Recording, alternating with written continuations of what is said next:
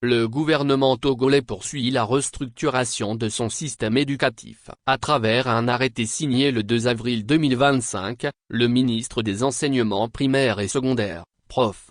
Dodi Komla Kokoroko, a officialisé la transformation de 12 collèges d'enseignement général, SEG, en lycées d'enseignement général à cycle complet. Cette décision entre en vigueur à compter de la rentrée scolaire 2025-2026. La mesure, qui vise à rapprocher l'enseignement secondaire des communautés et à renforcer l'offre éducative dans les localités concernées, touche plusieurs régions éducatives du pays, notamment le Grand Lomé, la Maritime, les Plateaux, la Centrale, la Kara et les Savanes.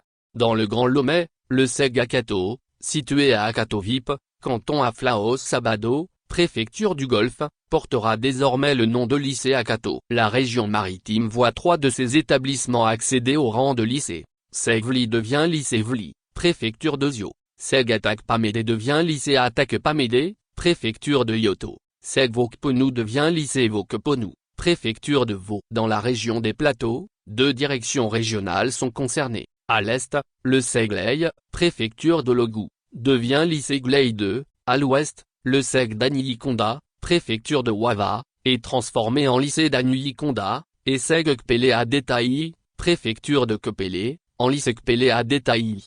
Du côté de la région centrale, 2 établissements changent également de statut. SEG Koloware devient lycée Koloware, SEG Abandadé devient lycée Abandadé. Tous 2 situés dans la préfecture de Tkaoudjo. La région de la Kara voit la montée en grade du SEG d'Imori, préfecture de Bassar, et du SEG Katchamba, préfecture de Dangpen, qui deviennent respectivement lycée d'Imori et lycée Katchamba. Enfin, dans les Savanes, le SEG Magnon, d'Apahan, est érigé en lycée Magnon et le SEG Kouintore, préfecture de Loti Sud, devient lycée Kouintore.